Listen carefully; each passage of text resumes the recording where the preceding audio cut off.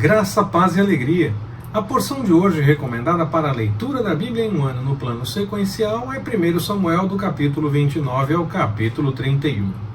Eu vejo o capítulo 30 como uma história no meio da história da batalha entre os filisteus, contra os filisteus, que definiu a morte de Saul. Davi, ele ia lutar ao lado dos filisteus. Seria uma grande loucura. Ele que tanto combateu contra eles, ia lutar a favor. Realmente não sei como seria isso e nem temos como saber, pois o Senhor, acredito, entendo assim, preparou a forma dele sair daquela situação. Os chefes dos filisteus não permitiram que ele seguisse ali, com receio que ele fosse um infiltrado. Davi não era um infiltrado, estava ali porque fugia de Saul, porque este queria matá-lo, mas a situação era realmente muito estranha e muito complicada.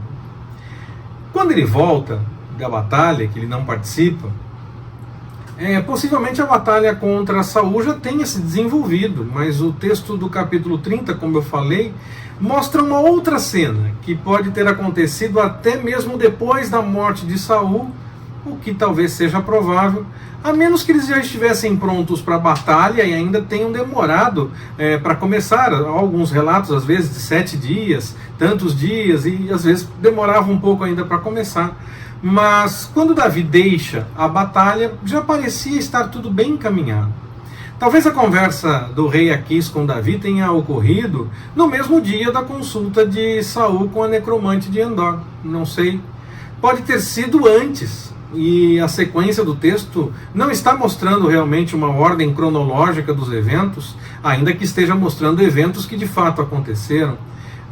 Mas eles aconteceram em momentos diferentes de uma ordem cronológica que nós temos a impressão que o texto nos apresenta. Pode ser que não esteja apresentando essa ordem cronológica. Com esse ajuste de linha do tempo, nós podemos imaginar tanto Davi deixando a batalha logo no dia que ela começou, como até mesmo algum tempo antes dela de fato começar a acontecer, e a conversa de Saul com a necromante pode ter acontecido até depois de Davi ter saído de lá. A preocupação não é com essa ordem cronológica, mas com os eventos de fato. Eles aconteceram, eu insisto sempre nisso. Davi encontra a cidade que ele estava habitando destruída, e os que acompanhavam Davi, de tão chateados que ficaram com aquilo, começaram a querer cobrar dele o ocorrido. Afinal, ele consultava sempre o Senhor antes de ir para uma batalha. Será que ele não poderia ter sabido antes que haveria algum tipo de problema? Talvez seja essa a inquietação. Talvez essa inquietação estivesse no fundo do meio daquela chateação toda. O líder, mesmo que não seja o responsável direto, sempre será cobrado muito mais do que qualquer outro. Quem não quer ser cobrado não deve ser líder. E quem não quer ver o seu preferido sendo cobrado, não deve querer que ele seja líder, então. Não deve ajudar para que ele seja líder. Aquele que tem muito, muito é cobrado. É o que nos revela a palavra. Tem muita responsabilidade, tem muita cobrança. Até mesmo aquela cobrança que seja sem sentido. Quanto mais as cobranças que de fato fazem sentido. Nesse caso não. Nesse caso não fazia. Mas Davi mesmo assim assume logo a responsabilidade e quer resolver a situação. Quer encaminhar uma solução para aquilo. Nem todos puderam acompanhar, conseguiram acompanhar, mas quando a vitória acontece, Davi quer que todos participem do despojo, apesar de que alguns que acompanharam Davi na batalha tentaram ainda fazer parecer que não, vocês não foram, vocês não merecem participar disso, não vão receber nada além. Não, Davi entendeu que há situações que as pessoas precisam ficar até em posições diferenciadas, mas aquilo que ela está fazendo ajuda no todo. Você chega na igreja, o banheiro está limpinho, mas você acha que o irmãozinho não faz nada, mas foi ele que foi lá limpar o banheiro.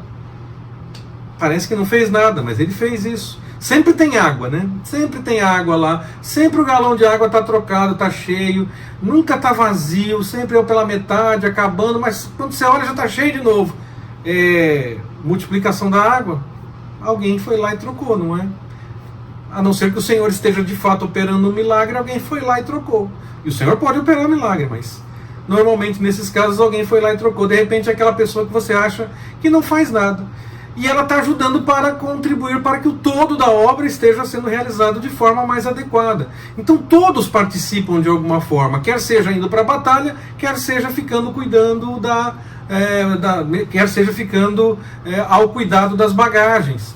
Todos fizeram algo para que o objetivo fosse alcançado, mesmo que alguns tenham se arriscado mais, tenham enfrentado outras situações mais complicadas. Davi entendeu isso e colocou em prática mesmo antes de ser rei de fato ainda. A morte de Saul estava anunciada, a derrota foi clara, o Senhor não estava com ele para a vitória. E aqueles de Jabes de Gileade, que naquele evento contra os benjamitas, no final do livro de Juízes, que foram punidos por não saírem à batalha contra os benjamitas, são aqueles que possuem homens valorosos que vão resgatar o corpo de Saul e seus filhos para fazer uma mínima honra póstuma. Isso nos faz entender que os de Jabes de Gileade tinham mesmo uma ligação forte com os benjamitas, até porque Saul era benjamita. Não se arriscaram para lutar contra os benjamitas. Foram punidos, mas ou novos que ocuparam o lugar, ou algum que escapou daquele tempo dos juízes, nós não temos os detalhes no texto bíblico, então eu não posso afirmar a certeza, estou apenas imaginando a cena, resolveram se arriscar para fazer uma honra póstuma a um benjamita. Talvez tenha sido uma forma de tentarem ter novamente um bom relacionamento com seus irmãos, talvez ainda houvesse algum tipo de estremecimento. O texto não nos revela esses detalhes. E então fica claro que nós não podemos resolver a situação e ter todas as informações a respeito disso, porque o texto não nos revela todos esses detalhes.